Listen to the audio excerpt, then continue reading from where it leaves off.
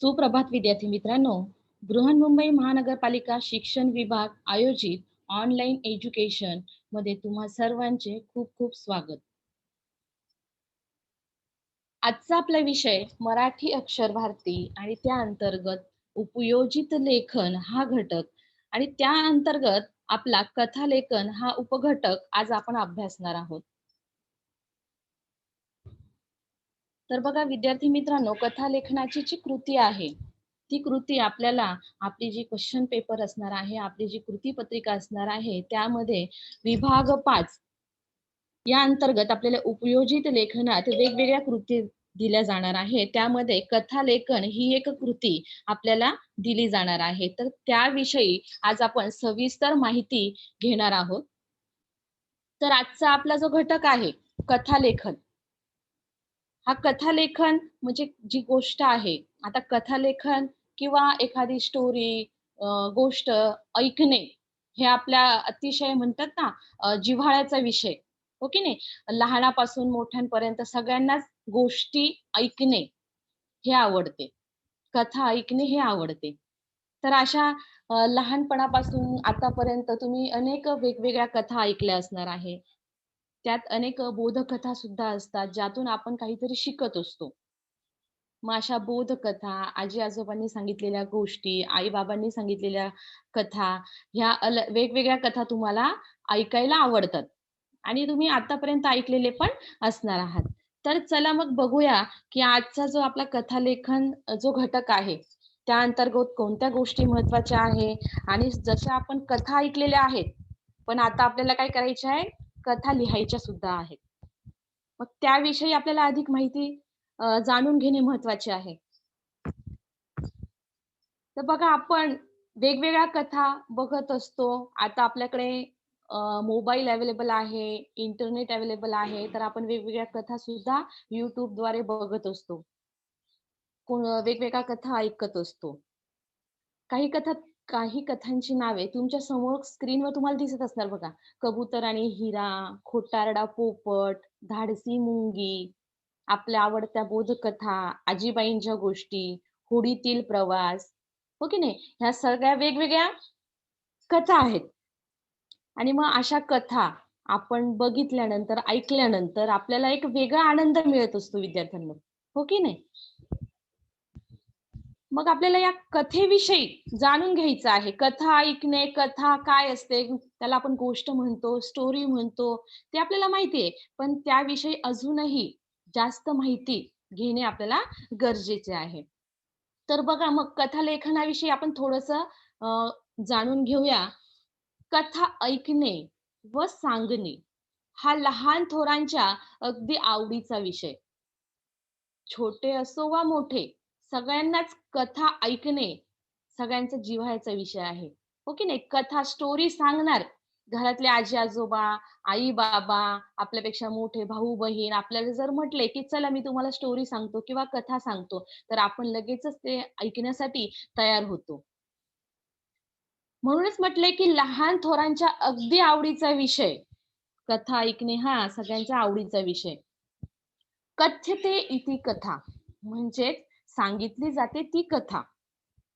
कथालेखन ही एक कला आहे. जसं आपल्याला कथा ऐकणं आवडतं, कथा सांगणं आवडतं, तसं कथालेखन करणं ही सुद्धा गोष्ट महत्त्वाची आहे आणि ही एक कला आहे. ती सरावानेच आत्मसात होते. कथालेखन ज्यावेळेला तुम्ही तिचा जास्तीत जास्त सराव कराल, जास्तीत जास्त कथा लेखनाचा प्रयत्न कराल, त्यावेळेला ही कला तुम्ही अतिशय सहजरित्या अवगत करू शकतात. कथेतून आपल्याला आनंद मिळतो, आपल्या विचारांना दिशा मिळते, कल्पनाशक्ती, नवनिर्मिती व सृजनशीलता यांच्या बळावर कथा रचली जाते.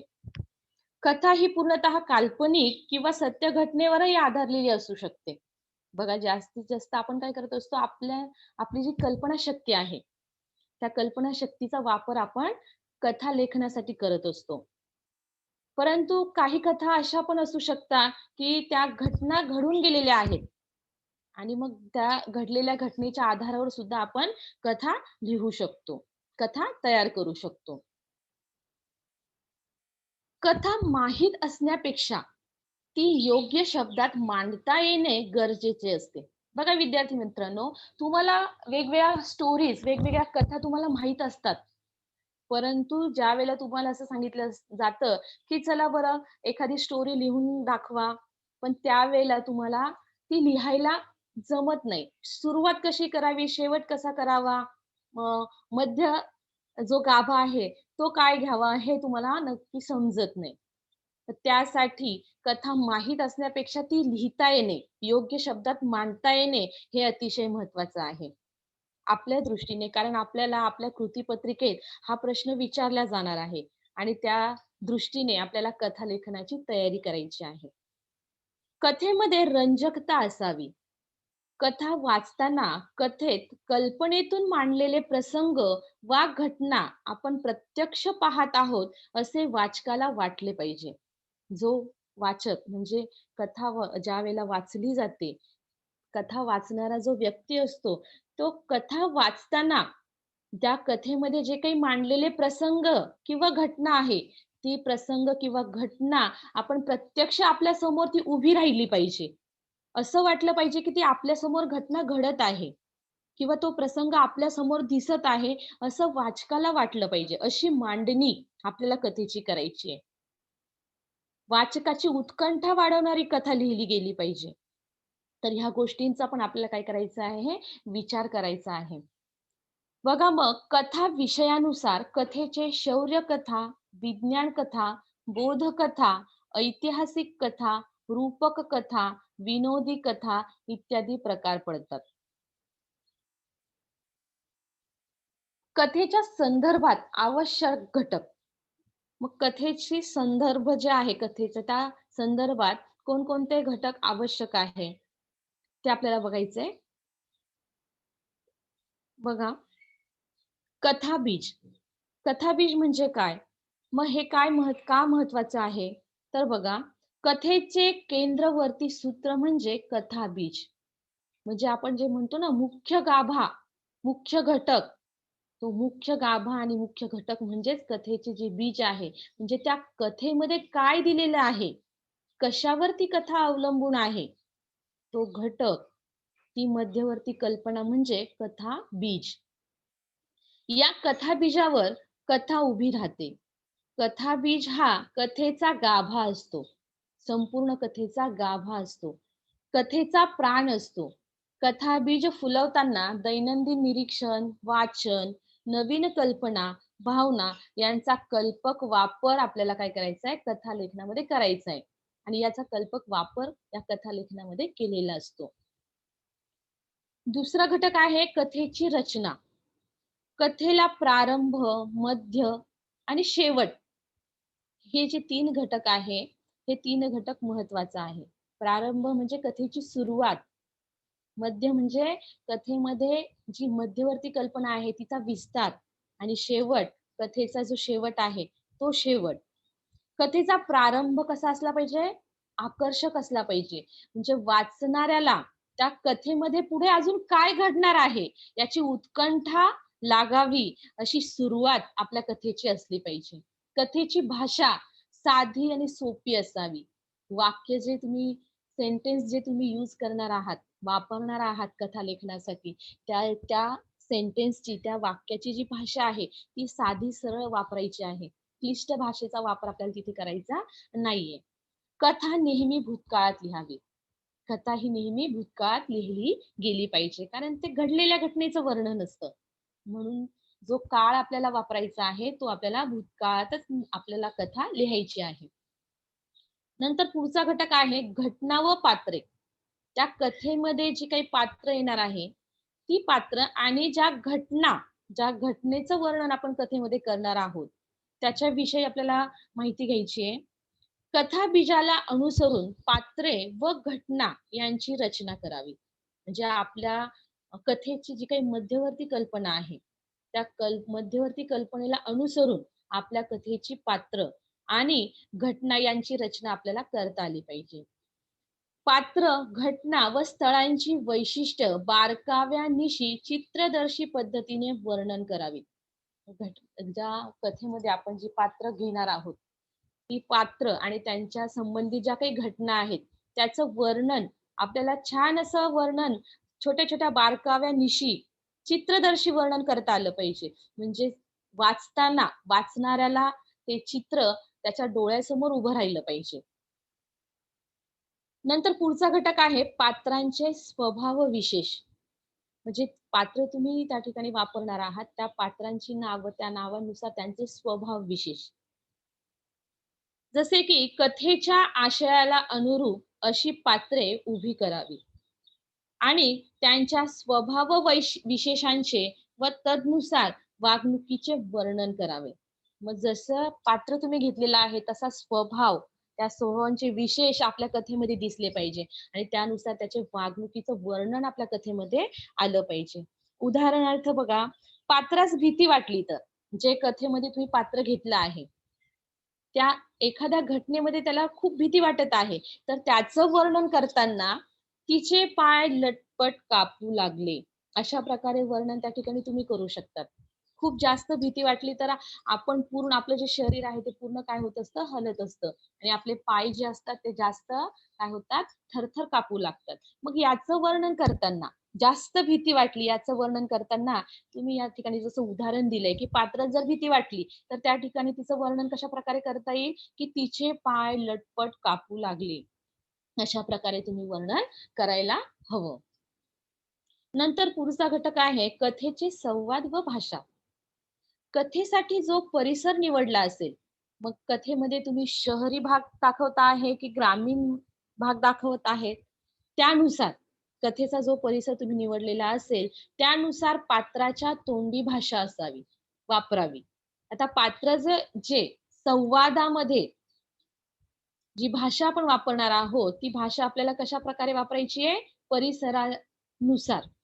जर तुम्ही शहरी विभाग घेतला असेल, तर त्यानुसार ही भाषा थोडीशी शुद्ध स्वरूपात वापरायची आहे. जर ग्रामीण भाग घेतला असेल, तर त्यानुसार ग्रामीण बोलीचा वापर तुम्ही त्यांच्या संवादामध्ये करायचा आहे. डायलॉग त्या ठिकाणी यूज करताना तशा प्रकारे त्या ठिकाणी भाषेचा उपयोग करता आला पाहिजे. पात्रांमधील संवादाने कथा खुलते. संवादात योग्य विरामचिन्हे वापरावीत. या गोष्टींकडे पण आपल्याला लक्ष द्यायचंय विद्यार्थ्यांनो. ज्यावेळेला तुम्ही कथा लिहत आहात, संवाद त्या ठिकाणी लिहत आहात, त्यावेळेला योग्य विरामचिन्हांचा सुद्धा वापर आपल्याला करायचा आहे. याकडे आपल्याला कटाक्षाने लक्ष द्यायचे आहे. त्याचप्रमाणे वाक्यप्रचार व म्हणींचा कथेत वापर करता येतो. या व्यतिरिक्त आपण काय करू शकतो त्या ठिकाणी वेगवेगळे वाक्यप्रचार त्या ठिकाणी वापरता येऊ शकतात आपल्याला. म्हणींचा वापर त्या ठिकाणी आपल्याला करता येऊ शकतो. नंतर पुढचा घटक आहे शीर्षक व तात्पर्य. शीर्षक म्हणजे काय? टायटल आणि तात्पर्य म्हणजे तुम्ही त्यातून काय शिकलात? कथा ज्या असतात त्यामध्ये प्रत्येक बोधकथेमधून तुम्हाला काहीतरी मेसेज, काहीतरी शिकायला त्या ठिकाणी मिळत असतं. कथेचा आशय व मूल्य ज्यातून व्यक्त होईल असे शीर्षक कथेला द्यावे. म्हणजे कथेचा जो आशय असेल, त्या कथेमध्ये जे काही मूल्य असेल, त्याला अनुसरून आपण आपल्या कथेला, आपल्या स्टोरीला त्या ठिकाणी काय करायचंय, शीर्षक द्यायचंय, टायटल द्यायचंय आणि हे तुम्हाला कंपल्सरी आहे. कथेतून मिळणारा नेमका संदेश, मूल्य किंवा वैशिष्ट्यपूर्ण आशयाच्या आधारे तात्पर्य लिहावे. मग त्या कथेमधून आपल्याला काय शिकायला मिळणार आहे? तुम्ही काय शिकणार आहात? काय संदेश तुम्हाला तिथे मिळत आहे? ते आपण तात्पर्यामध्ये लिहायचं आहे.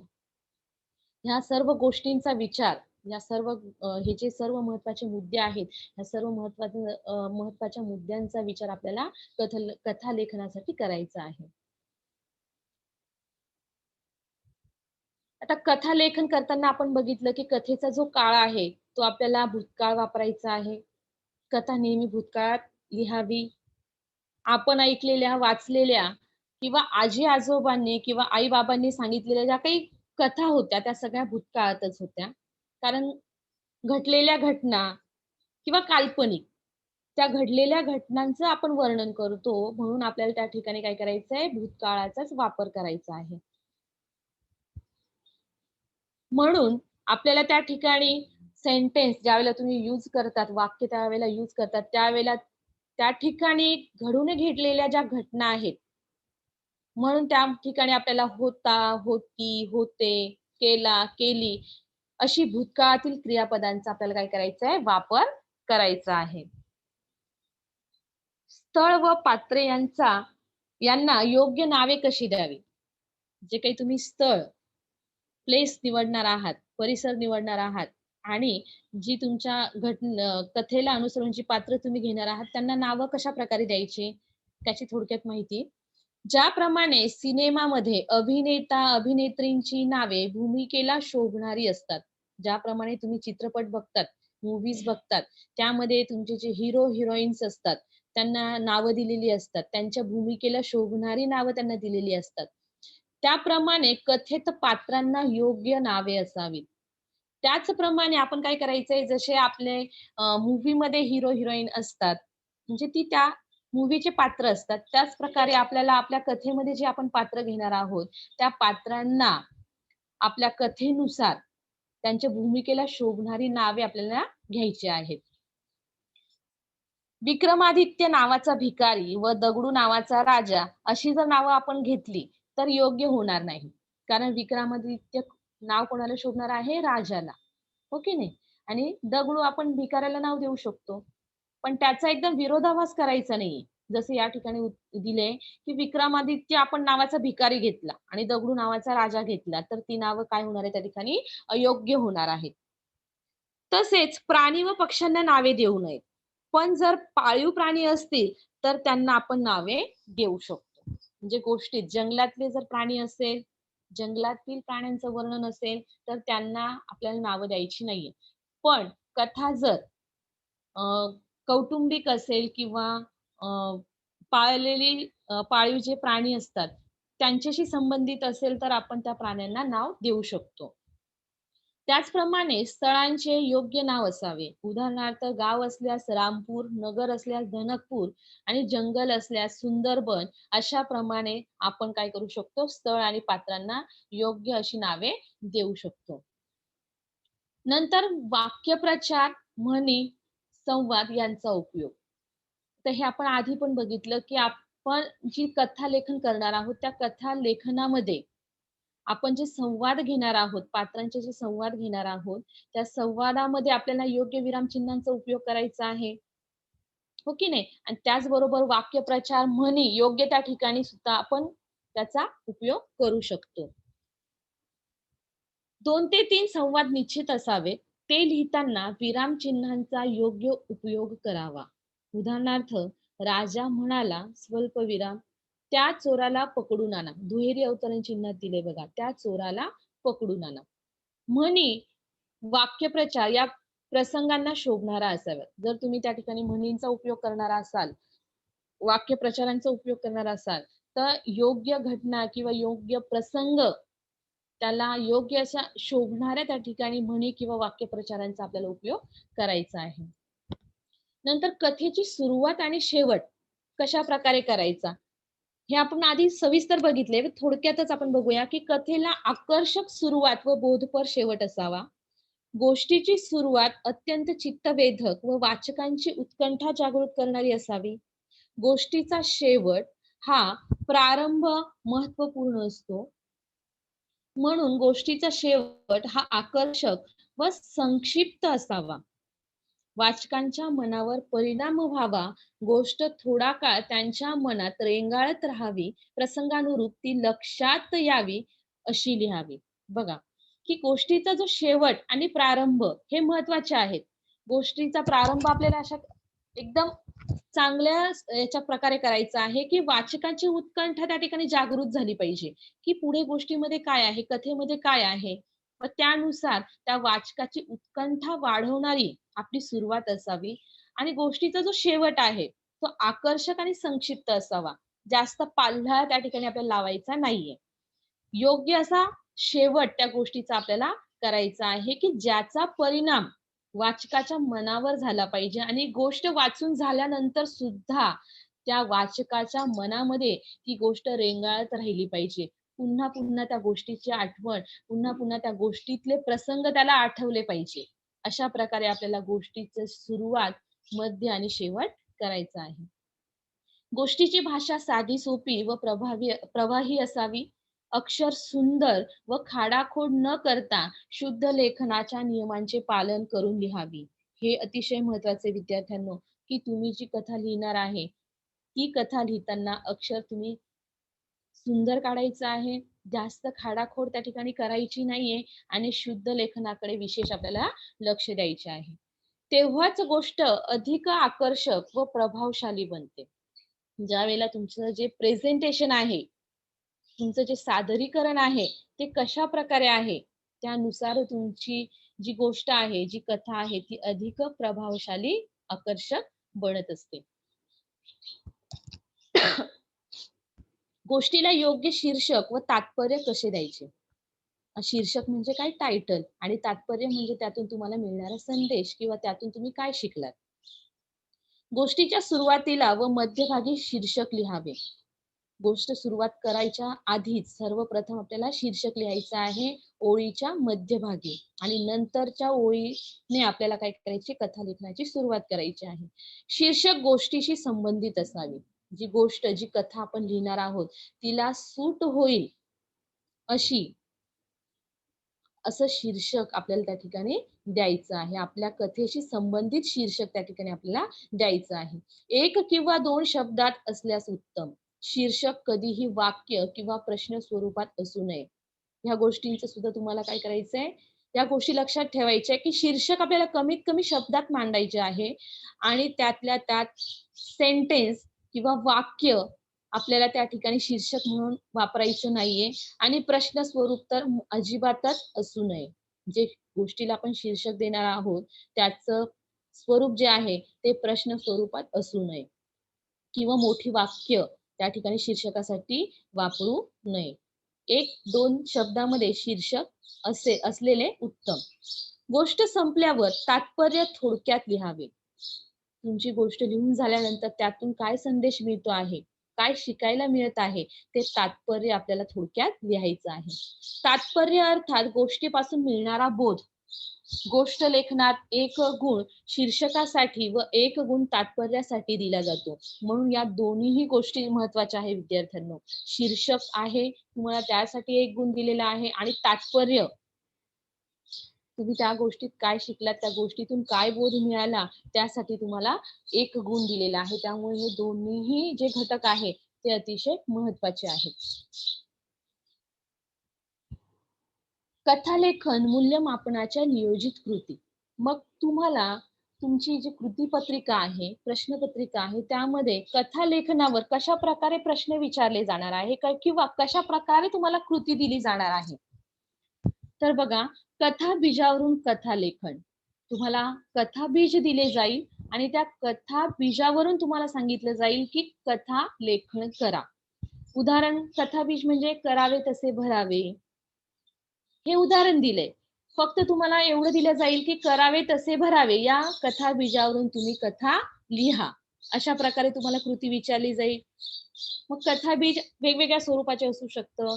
एकीचे बळ आहे, हो की नाही? जसं इथे दिलंय करावे तसे भरावे. अशा वेगवेगळ्या स्वरूपाचे कथाबीज तुम्हाला दिले जातील आणि त्या कथाबीजावरून आपल्याला काय करायचे? कथा लिहायची आहे. आता कथाबीज वाचल्यानंतर तुमच्या लगेच लक्षात येते, की काय दिलंय? जसं इथे दिलंय, की करावे तसे भरावे. जसे आपले कर्म असेल, त्या कर्मानुसार आपल्याला फळ मिळत असेल.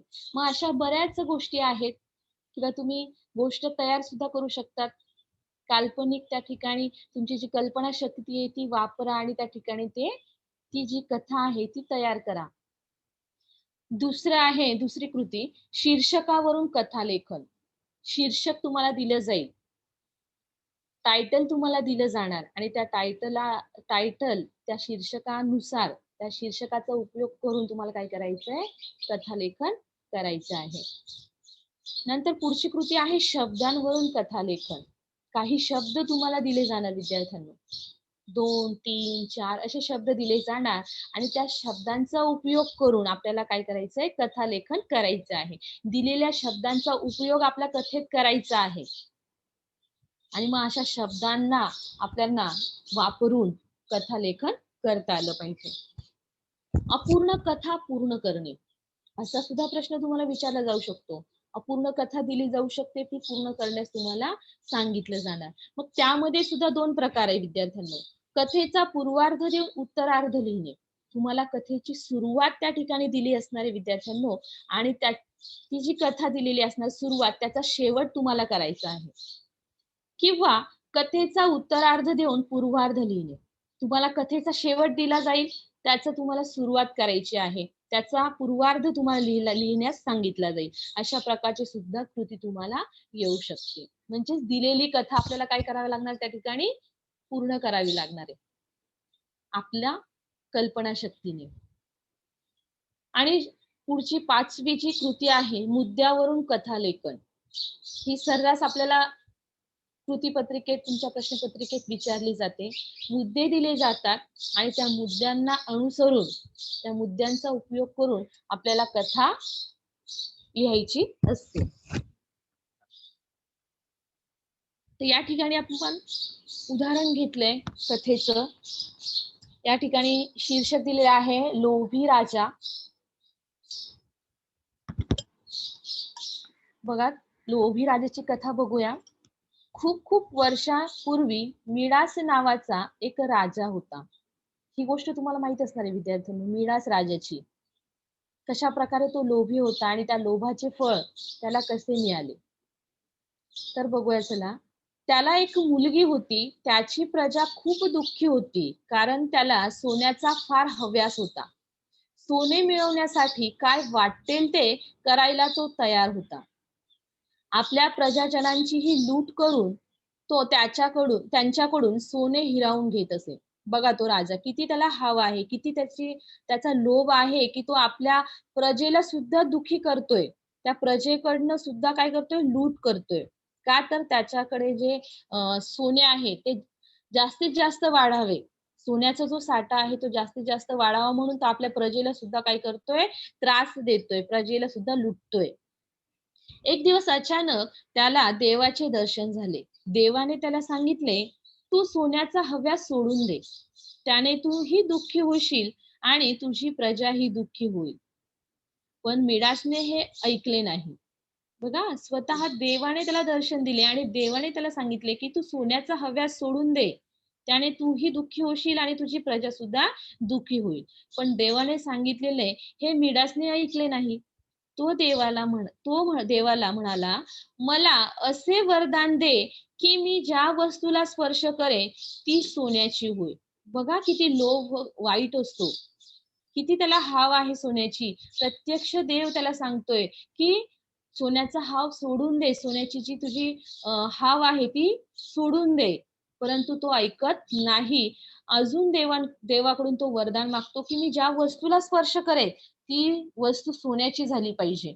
देवाने पुन्हा पुन्हा राजाला धोक्याचा इशारा दिला. पुन्हा पुन्हा देवाने त्याला सांगितलं, बघ तू हे वरदान मागतोय, पण त्यातून तुला दुःखच मिळणार आहे. पण राजाचा हट्ट कायम होता. पण तो काहीही ऐकायला तयार नव्हता. तेव्हा देवाने तसा वर मिडासला दिला व तो अदृश्य झाला. दिवसभर मिडास राजा घरातल्या प्रत्येक वस्तूला स्पर्श करून सोने बनवण्यात मग्न होता. तो त्या वरदानाने इतका खुश झालेला होता, की त्याच्या राजवाड्यातील प्रत्येक गोष्टीला तो काय करत होता, स्पर्श करून बघत होता आणि प्रत्येक गोष्ट सोन्यामध्ये रूपांतर करत होता. प्रत्येक गोष्टीला स्पर्श करून त्या प्रत्येक वस्तूला काय करत होता, सो सोन्यामध्ये त्याला काय करत होता, प्रत्येक गोष्ट ती किंवा ती प्रत्येक वस्तू सोन्याची बनत होती. त्याला तहान भुकेचीही आठवण राहिली नाही. म्हणजे त्या लोभापायी तो इतका त्या गोष्टीमध्ये मग्न झाला, की स्वतःची तहान भूकही त्या ठिकाणी तो विसरला. शेवटी राणीने खूप आग्रह करून त्याला जेवायला बसवले. त्याची जी राणी होती, तिने समजावून शेवटी त्याला जेवण्यासाठी बसवले. पण त्याला जेवताच येईना. तो ज्या पदार्थाला स्पर्श करी, तो सोन्याचा होई. खाणार काय अशी परिस्थिती झाली.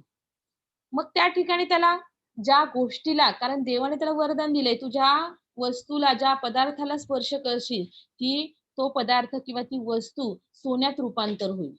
मग आता जेवायला बसल्यानंतर त्याला जेवता पण येईना.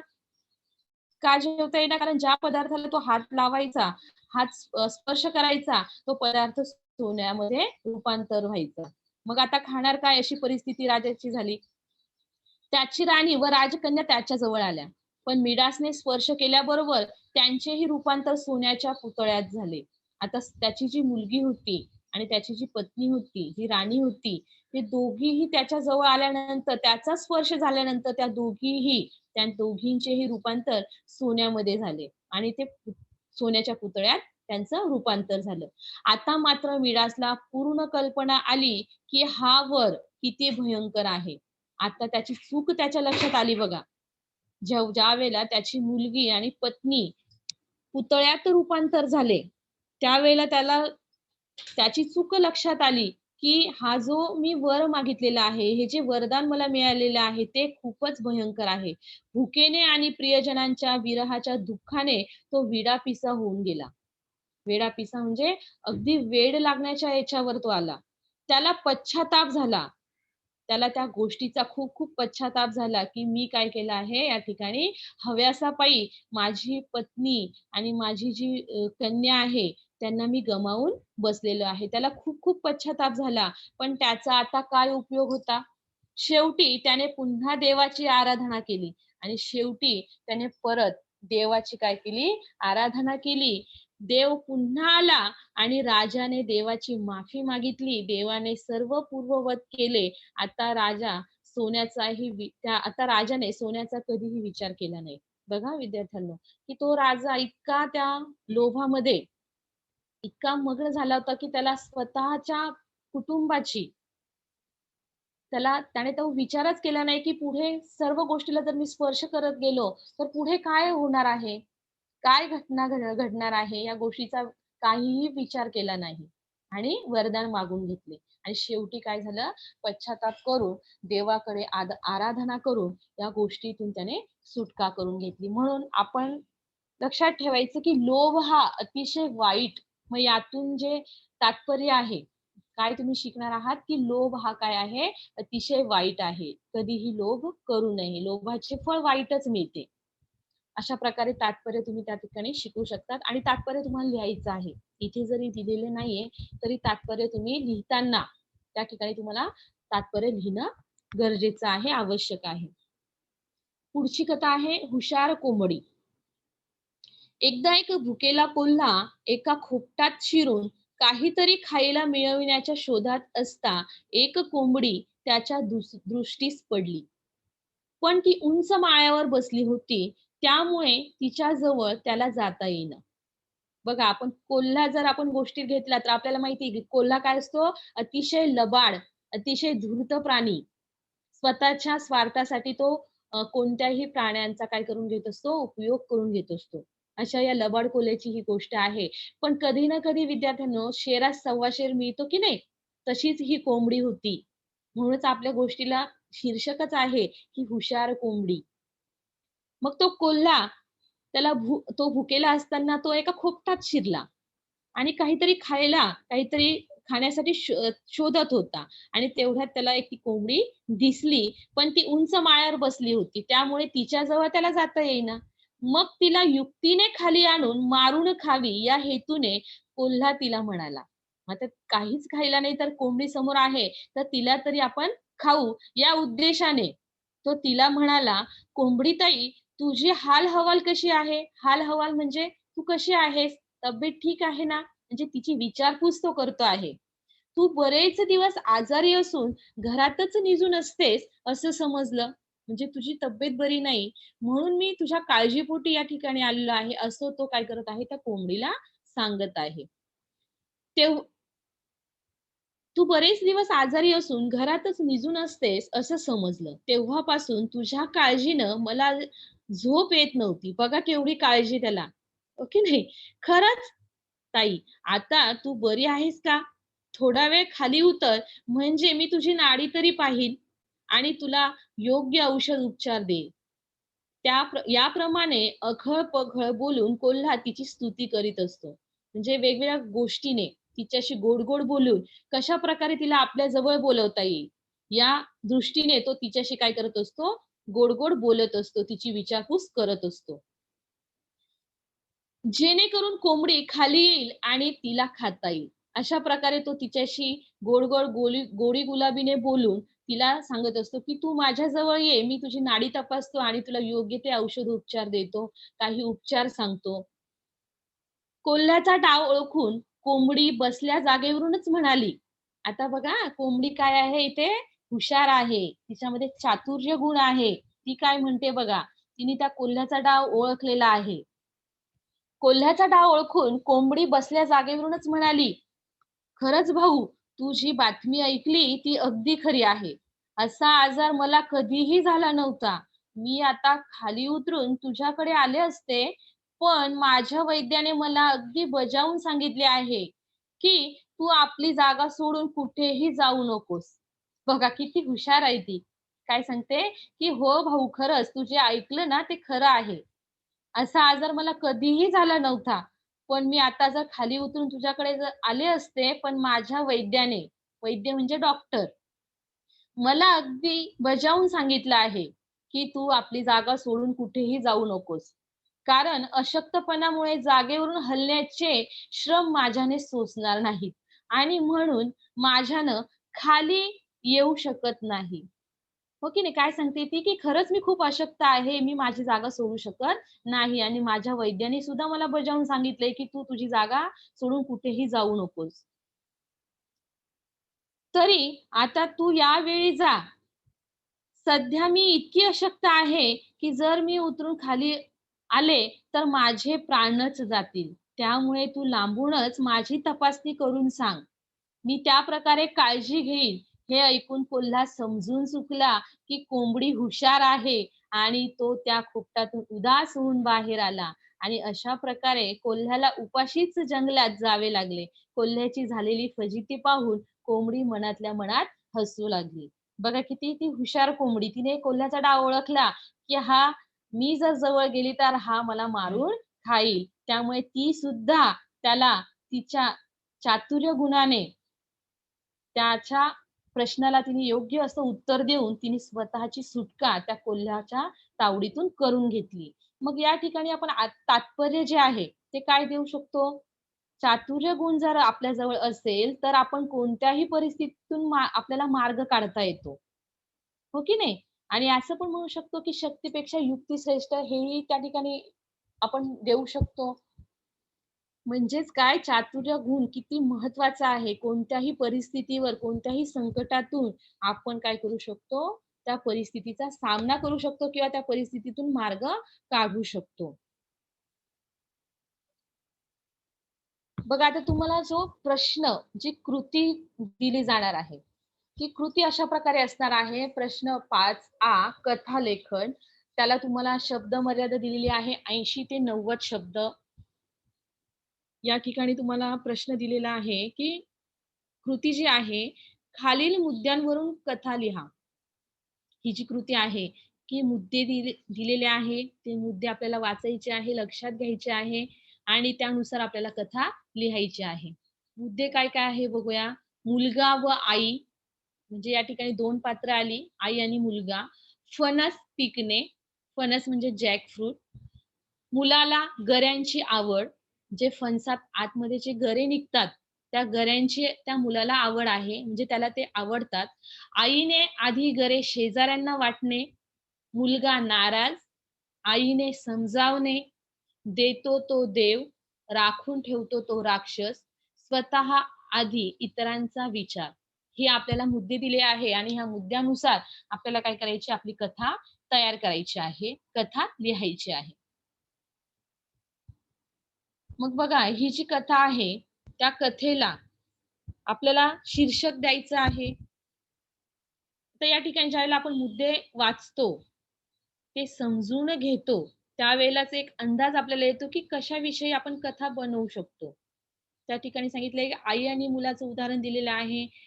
त्यांच्याकडे जे फणस आहे, पिकलेलं फणस, त्या फणसाचे गरे त्या मुलाला आवडतात. परंतु आई काय करते आहे, त्या आजूबाजूचे जे शेजारी आहे, त्या शेजारच्यांना ती काय करते, आधी गरे वाटते. मग हे बघून तो मुलगा नाराज होतो. मग आई त्याला समजावते.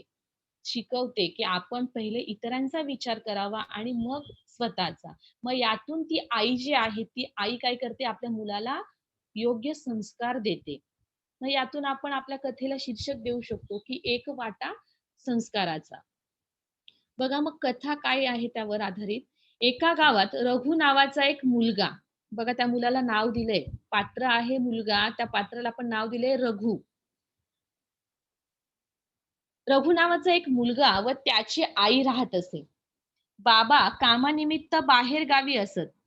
छोट्या रघुला फणसाचे गरे फार आवडत. झाडाला फणस लागल्यापासून ते कधी पिकणार असा प्रश्न घेऊन तो आई मागे फिरत असे. एकदा आईने एक पिकलेला फणस काढून ठेवला. रघुची नजर त्यावर पडताच तो भलताच खुश झाला. आईने तो फणस कापण्याची रघु वाटच पाहत होता. त्यातच त्याला झोप कधी लागली ते कळलेच नाही. सकाळी उठला तेव्हा घरात गऱ्यांचा घमघमाट पसरला होता. तुम्हाला माहिती आहे, की फणस ज्यावेळेला तुम्ही कापता त्यावेळेला त्याचा अगदी जो सुगंध आहे, तो आजूबाजूला दरवळत असतो. त्याचप्रमाणे त्याच्याही घरात त्या गऱ्यांचा घमघमाट सुटला होता. रघुच्या चेहऱ्यावर आनंदाने हसू आले. धावतच तो स्वयंपाकघरात आईपाशी पोहोचला. त्याने गऱ्यांकरता आईसमोर हात पुढे केला. आईने त्याला गरे न देता आधी अंघोळीला पाठवले. पटापट अंघोळ उरकून रघु बाहेर बाहेर आला. पुन्हा गऱ्यांच्या दिशेने वळला. आईने त्याला अडवले. हातात 2 वाट्या दिल्या. गरे होते त्यात. पण ते गरे त्याच्यासाठी नसून ते शेजारी देण्याकरता होते. हे आईने सांगताच रघुचा चेहरा पडला. म्हणजे ज्या गोष्टीची तो वाट बघत होता, ती गोष्ट आई त्याला देतच नाहीये. तो पदार्थ आई त्याला देतच नाहीये. त्याच्या हातात 2 वाट्या ठेवून सांगितलं, की "जा शेजारी जे आहेत त्यांचे आजूबाजूचे त्यांना देऊन ये." हे ऐकल्यानंतर रघुचा चेहरा त्या ठिकाणी पडला. तो नाराज झाला, उदास झाला. पाय आपटत तो ते शेजारच्या 2 घरात गरे देऊन आला. चेहऱ्यावर प्रचंड नाराजी पसरलेल्या रघुला अशा आणखीन 6 वाट्या घेऊन शेजारच्या घरांमध्ये जावे लागले. आता मात्र रघुची सहनशक्ती संपली होती. त्याचा राग अनावर झाला होता. रघु कोपऱ्यात जाऊन रुसून बसला. आता तो आईवर काय झाला? फार नाराज झाला. त्याला खूप राग आला आणि आता तो रुसून एका कोपऱ्यात जाऊन बसला. रघु रुसला, की त्याचे नाक लाल होई. आईने ते हेरलं. आईला लगेच समजलं आणि लगेचच तिने रघुला जवळ बोलावलं. थोड्या नाराजीने तो आईजवळ आला. आईने त्याला मांडीवर बसवले आणि सांगितले, "बाळ रघु, आपण कोणतीही खाण्याची वस्तू आणली, तरी ती इतरांना आधी द्यावी. नंतर आपण स्वतः खावी. तुला गरे आवडतात, ते तुझ्यासाठी शिल्लक राहिलेच आहेत. जीव जीवनात पुढेही तू लक्षात ठेव, की नेहमी दुसऱ्यांचा विचार आधी करावा आणि नंतर स्वतःचा. जो देतो तो देव माणूस असतो आणि जो फक्त स्वतःसाठी राखून ठेवतो तो राक्षस असतो." अशा प्रकारे आईने बघा किती सुंदर शब्दात त्याला समजावून सांगितलं, की जो स्वतःसाठी ठेवतो तो कोण असतो? राक्षस. आणि जो इतरांना देतो तो कोण असतो? देव माणूस असतो. आईचे हे बोल ऐकल्यावर रघुची नाराजी निघून गेली. तो आज नवा धडा शिकला. तो आज नवा धडा शिकला होता. संस्काराचा मोठा वाटा आणि आता आईने दिलेल्या गऱ्यांचा सगळ्यात मोठा वाटा रघुच्या समोर होता. खुदकन हसत रघुने गोड मधुर गरा अलगद तोंडात टाकला. अशा प्रकारे कथेचा सुंदर त्या ठिकाणी शेवट केलेला आहे बघा विद्यार्थ्यांनो. आणि त्या कथेचं तात्पर्य काय दिले आहे, की स्वतःचा विचार करण्यापूर्वी नेहमी इतरांचा विचार करावा.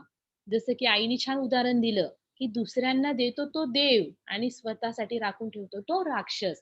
म्हणजे नेहमी काय करा तुम्ही दुसऱ्यांचा विचार आधी करा आणि मग स्वतःचा.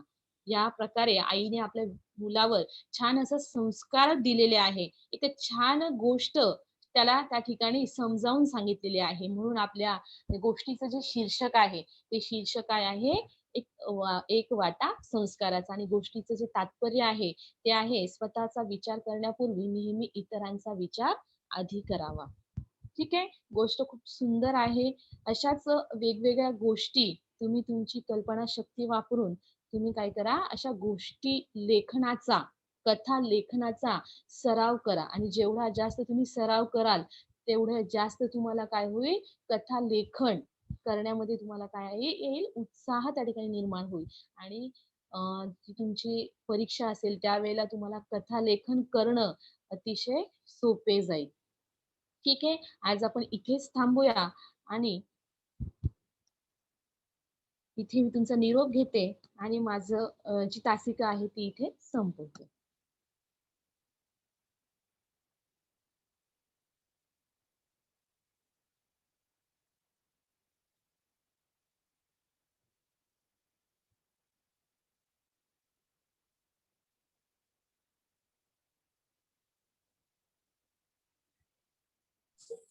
Thank you so much Sunita ma'am. Thank you ma'am. Ma'am me live होते.